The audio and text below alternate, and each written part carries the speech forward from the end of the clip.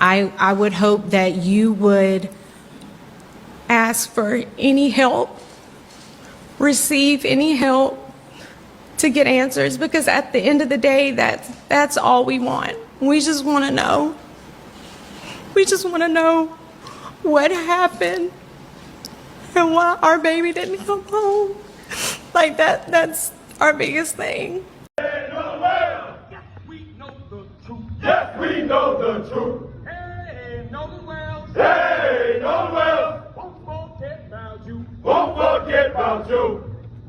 The 4th of July is a ritual as American as the country itself. Across Mississippi's Gulf Coast, the holiday unfolds in a particular kind of heat, the thick, humid kind that settles over the water and wraps around you like a second skin. On the coast, the celebration belongs to the Gulf, to the boats, to the islands, to the kind of freedom that only comes when you leave the mainland behind. In Ocean Springs, Mississippi, a small coastal city just east of Biloxi, July 4th, 2026 began like any other Independence Day. Flags on porches, grills firing up, the low rumble of boat engines warming in the early morning hours, families packing coolers, friends making plans. For one family, the night before had been ordinary too. On July 3rd, Christine Wansley's 18-year-old son made salmon for dinner, a small, unhurried gesture of a young man comfortable in his home, comfortable in his life. It was a hug, a kiss, and he was gone, off to spend the night with friends before the holiday. His name was Nolan Xavier Wells. He was 18 years old, a wide receiver, a teammate, a son who could cheer people up with a single expression on his face.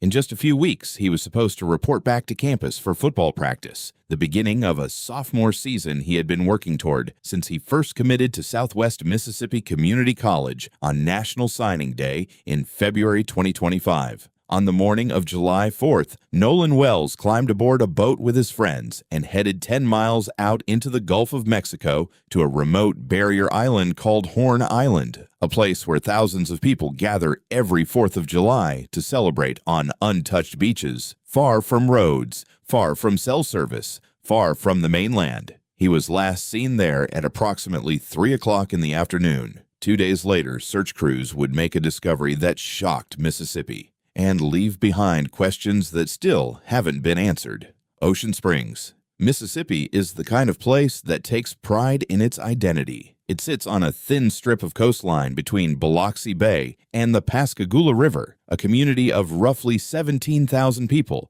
known for its art scene, its seafood, and its deep connection to the Gulf. It is also home to Ocean Springs High School, the Greyhounds, a football program that has long punched above its weight in Mississippi prep sports. Nolan Xavier Wells grew up in this town. His mother, Christine Wansley, and his father, Elmore Wansley, raised him alongside 5 siblings. By all accounts, Nolan was the kind of young man who filled every room he entered with something hard to define: warmth, ease, a kind of quiet energy that made the people around him want to be better. His father, Elmore, described him in the family's first interview on Good Morning America. "He's more like a silent leader," he said, "not real big on words, more action." On the football field, that described him well. Nolan was a wide receiver, a position that demands not just speed in hands, but intelligence. You have to read the field, anticipate the coverage, trust your quarterback before the ball leaves his hands. Nolan earned All-Region 4-7A honors at Ocean Springs High School. He was a piece of a program that captured region titles in 2024 and 2025. In his time as a varsity player, he never lost a district game, but the coaches and teammates who spoke about him in the days following his death barely mentioned statistics. What they kept coming back to was his character. He was the kind of son, teammate, friend, and student that every coach hopes to have in a program, said Jake Bramlett, the head football coach at Ocean Springs High School. He carried himself with humility, treated others with respect, worked hard, and led by example. His character spoke louder than his accomplishments. Principal Dr. Jacob Dykes described Nolan as a young man who left a lasting impression not just on teammates, but on teachers. He will be remembered as an extremely kind and hard-working young man, Dykes said. His teammate Jacoby Bailey put it simply: "Being around Nolan made me and the people around him want to be better people on and off the field. If he saw someone not feeling themselves, he is going to pick them up."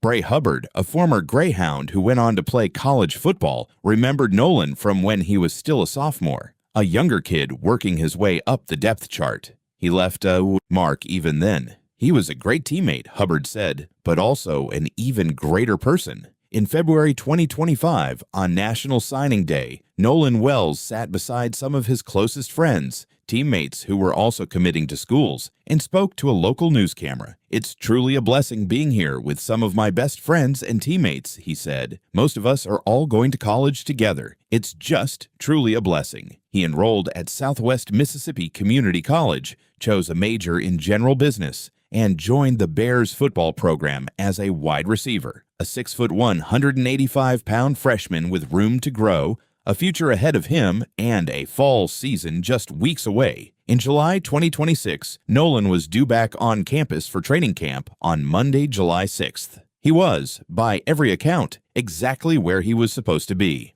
on the doorstep of a future he had worked hard to build. He never made it back.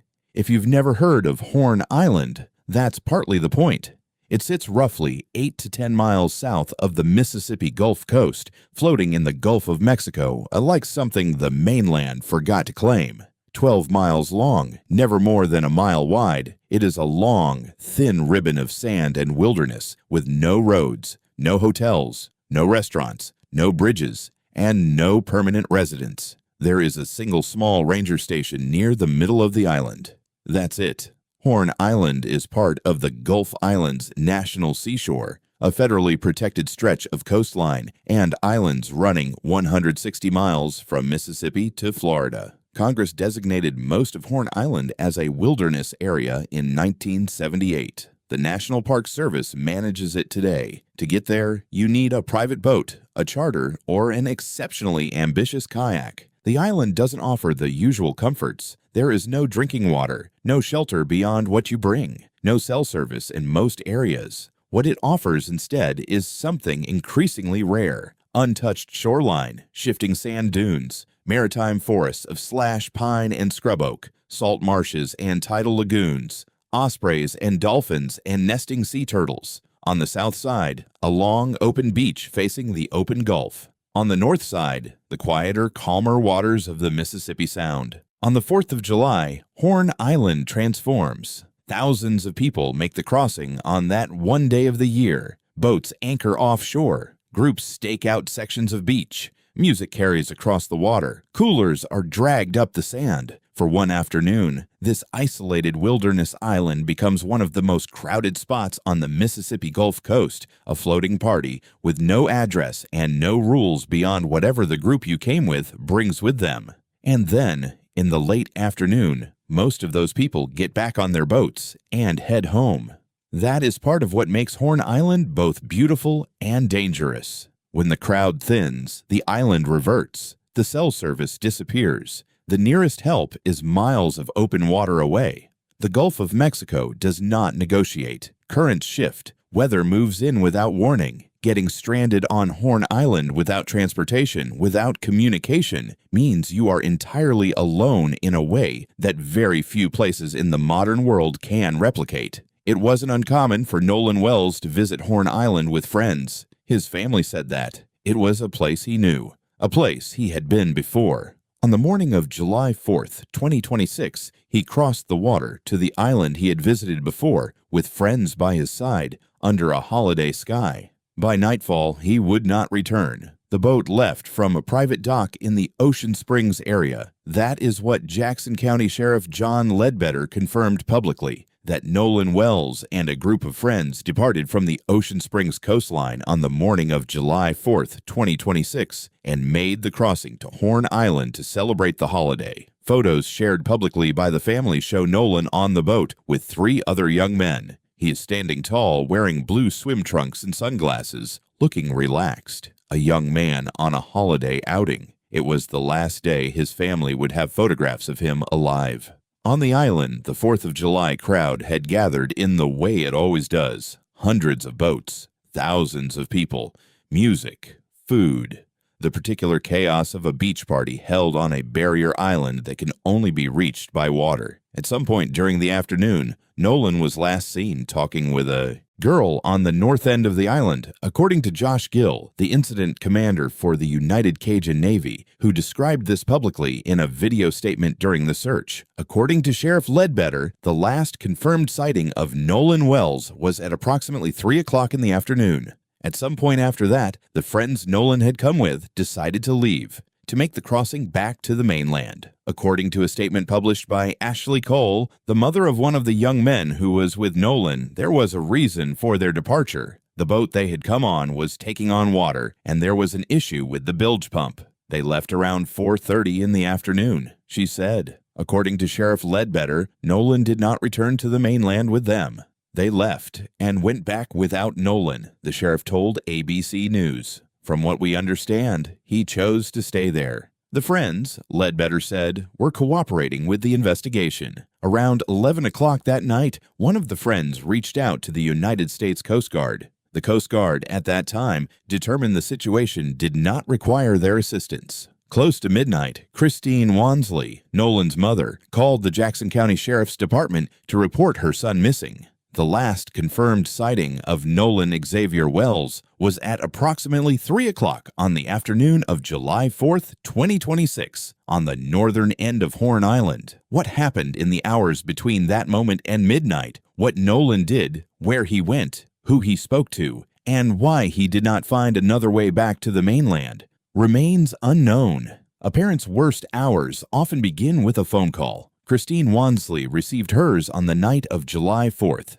Sometime around 11 o'clock, a friend of Nolan's reaching out. Her son had not returned from the island. By midnight, Christine had called the Jackson County Sheriff's Department. She filed a missing person report, and in the early hours of July 5th, she began doing what parents in crisis do. She went to social media because sometimes the reach of a Facebook post does what official channels cannot. Nolan is still missing, she wrote. Please, if you're a praying person, please pray he is found alive, safe, and unharmed. She also confirmed something that would become significant in the days ahead. She and Nolan's father had his cell phone. Somehow, Nolan's phone had made it off Horn Island without him. Christine also said she had possession of his keys. The family traveled to the island to search for him themselves. In another post that morning, Christine shared photographs of Nolan from the 4th of July boat trip. The images of him standing on the boat, smiling, sunglasses on. She needed people to know his face. Nolan was 6 feet 1 inch tall, 180 pounds, last seen wearing blue swim trunks and sunglasses. That was the description investigators issued as the official search began. Back home in Ocean Springs, his teammates and coaches were waking up to the news. His college was preparing statements. A community that had cheered him on under Friday Night Lights for years was now holding its breath. Our hearts are breaking, Christine wrote in a later post. We keep waiting for Nolan to walk through that door with his beautiful smile and a joke, of course. The Jackson County Sheriff's Office established a command post at the Lake Mars boat launch. The search for Nolan Wells was officially underway. What came next was nothing short of extraordinary. Jackson County Sheriff John Ledbetter described it publicly as all boots on the ground, and that was not an exaggeration. Within hours, the search for Nolan Wells had mobilized an array of agencies rarely assembled for a missing person case. The U.S. Coast Guard, the Mississippi Department of Marine Resources, the Gulf Islands National Seashore, managed by the U.S. National Park Service, the Mississippi Department of Wildlife, Fisheries, and Parks, the Biloxi Fire Department, which deployed a boat, the Harrison County Sheriff's Office, the Jackson County Fire Service, and then the volunteers. The United Cajun Navy, a grassroots emergency response organization with a national reputation for deploying to crises when official resources are stretched, mobilized both boats and aircraft. Brian Trasher, the organization's national vice president, was personally flying a plane over the island during the search. Horn Island presented searchers with an almost uniquely difficult environment. It is 12 miles long. Its terrain shifts between open beach, dense maritime forest, salt marsh, tidal lagoon, and rolling dunes. There is no internal road or path that connects its length. Searching it comprehensively means splitting resources across multiple ecosystems, coordinating between boats offshore and teams on land, while managing the constant challenge of open water currents pulling anything or anyone toward the Gulf. On the morning of Monday, July 6th, search boats were deployed again, with the last vessels leaving just before 8 o'clock in the morning. United Cajun Navy aircraft took to the air just before 6. The search covered the waters around the island, the beaches, the tree line, and the water on both the Gulf side and the Mississippi Sound side. For the Wells family, these hours were agonizing. Christine and Elmore Wonsley were keeping watch, keeping vigil, checking their phones, checking social media, praying. For the search teams in the water and in the air, Horn Island yielded its secrets slowly. At 8:45 in the morning, Sheriff Ledbetter confirmed that authorities had received a call reporting a body found at the northwestern tip of Horn Island. A United States Park Service ranger found the body. It was Monday morning, July 6th, 42 hours roughly since Nolan Wells had last been seen standing on that same island. Brian Trasher of the United Cajun Navy was still in the air when the call came through. They were setting up a tactical operations center or command post on the beach, he said. Shortly after, I started getting texts from my guys on the ground that they recovered who they believed to be Nolan. Trasher said he believes a wave had brought the body to the beach. I wanted to bring him back to his mother, he said, alive and well. The Wells family was asked to come to the Lake Mars boat launch. Sheriff John Ledbetter and Jackson County Coroner Bruce Lind met them there. Just after 11 o'clock that morning, the family was taken to the coroner's office in Pascagoula. The coroner told reporters he had no reason to believe the body was not Nolan Wells, but said he would wait for official identification before making a formal announcement. Just before 1 o'clock in the afternoon, Christine Wonsley confirmed on social media what the family had already been told. Nolan was gone. His father, our family, friends, and I are absolutely devastated, she wrote. My heart is broken for my sweet son, who was always willing to cheer and uplift others. Nolan was a special soul. God took his time creating our son. Around 2 o'clock the following afternoon, Tuesday, July 7th, Jackson County Coroner Bruce Lind confirmed that dental records had identified the body as Nolan Xavier Wells. An autopsy was performed that same day by the Mississippi State Medical Examiner's Office. Officials said results, including a toxicology report, could take several weeks to return. The Ocean Springs School District released a statement saying it was shocked and heartbroken. Southwest Mississippi Community College said the entire school family was in mourning. President Dr. J. Stephen Bishop called Nolan a well-respected young man who was very popular among friends, faculty, and staff. The school arranged for professional counselors and local ministers to be available when students and teammates returned to campus. Coach Jake Bramlett said what so many were feeling but struggling to say. Our football family is grieving alongside Nolan's parents, family, friends, classmates, teammates, and all who loved him. U.S. Representative Benny Thompson of Mississippi sent his condolences and called on law enforcement to conduct a full, transparent, and timely investigation. Nolan Wells was 18 years old. He had been due back at school the very same day his body was confirmed. From the beginning, Jackson County Sheriff John Ledbetter was direct about where the investigation stood. Investigators do not currently suspect foul play. That was the sheriff's public position. There is no information that we have right now, he told ABC News, that would lead us to believe that a crime has occurred. Authorities said they suspected Wells had drowned, but emphasized the investigation was still active and ongoing, and that they were waiting on the full autopsy and toxicology results, which could take several weeks. At the same time, the nature of the sheriff's public requests told a more complicated story. The Jackson County Sheriff's Office issued a public call for anyone who had been on or near Horn Island on July 4th to come forward. They were looking specifically for original, unedited photos and videos taken on the northwestern tip of the island, particularly those depicting alleged altercations or containing images of or believed to include Nolan Wells. The office also asked that anyone who observed or heard an argument, disturbance, or other unusual activity while on the island that day contact them directly. Sheriff Ledbetter also told CBS News that investigators were hoping to identify the original poster of a video in which arguing could be heard in the background.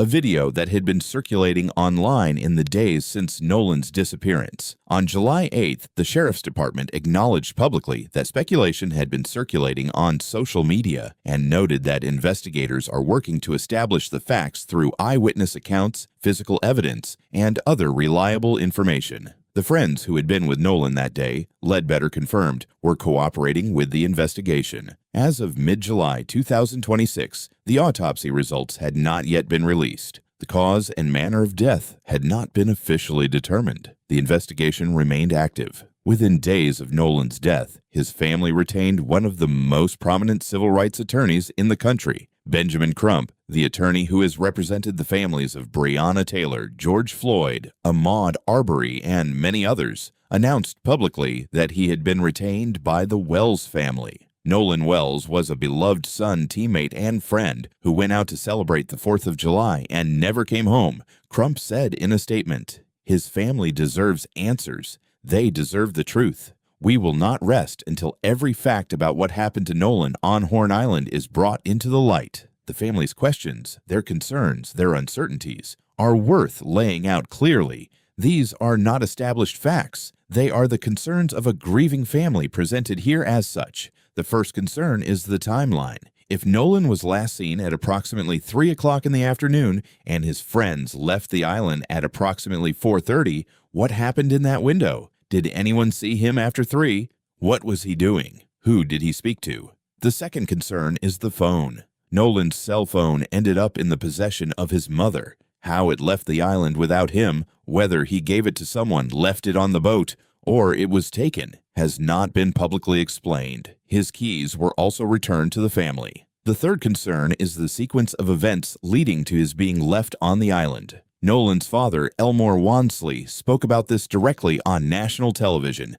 "We always tell him if you go with a group, you stay with a group," he said. "If you go with 5, you come back with 5. He always said, "Yes, sir." He knew to stay with his group, so why would he split from his group? The fourth, and perhaps most significant concern, was the family's decision to commission an independent autopsy. Attorney Ben Crump announced that Nolan's body was flown from Mississippi to Washington, D.C. "It is not adding up," Crump said. The family wanted an independent medical examiner, one with no ties to Mississippi law enforcement, to conduct a separate examination. At a public news conference on July 10th, Christine Wansley addressed the sheriff's statements directly. "I do absolutely respect law enforcement," she said, "but the suggestion of accidental drowning made both me and his father uncomfortable. Why are we so quick to rush to this? What we're wanting is transparency," she said. "At the end of the day, we want answers." The Mississippi chapter of the NAACP also issued a statement calling for a thorough investigation, citing what it described as deeply concerning contradictions in initial accounts, reports of prior altercations, and the unanswered questions surrounding how Nolan was left behind. None of this is a conclusion. None of this establishes what happened. These are the questions of a family in grief. A family that, by their own description, is waiting for the truth.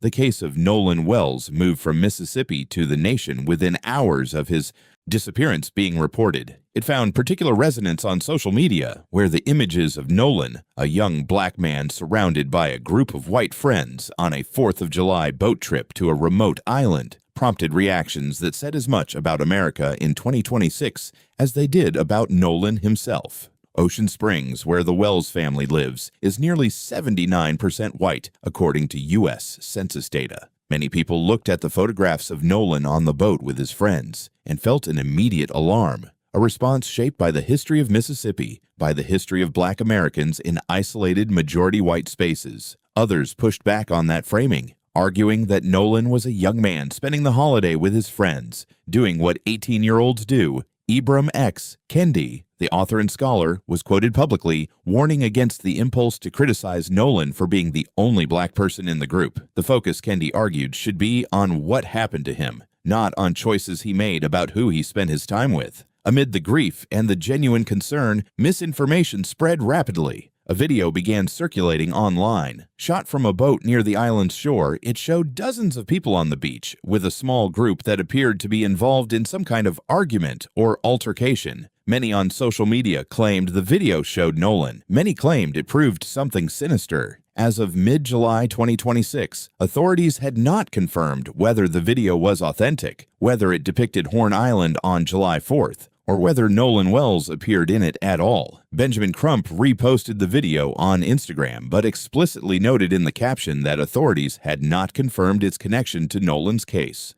A separate photograph, taken at what appeared to be a pool party, also circulated online with claims attached to it. The origin and context of that image were not verified. The sheriff's office was direct about the viral material. They were asking the public specifically to provide original, unedited footage, because unedited originals contain metadata that can be verified. Edited clips, screenshots, and re-uploads cannot. The request itself was a signal that investigators were taking the online material seriously, while also recognizing that the internet had created a layer of noise that required careful sifting. Ashley Cole, the mother of one of the young men who had been with Nolan, said she had deactivated her Facebook account during the search because photos of her minor children had begun circulating online in connection with theories about the case. She published a statement online attributed to her son describing what had happened on the island, including the account of the boat taking on water and Nolan deciding to stay. No charges have been filed. No suspects have been named. The investigation remains open. What the internet provided in the end was equal parts community and chaos,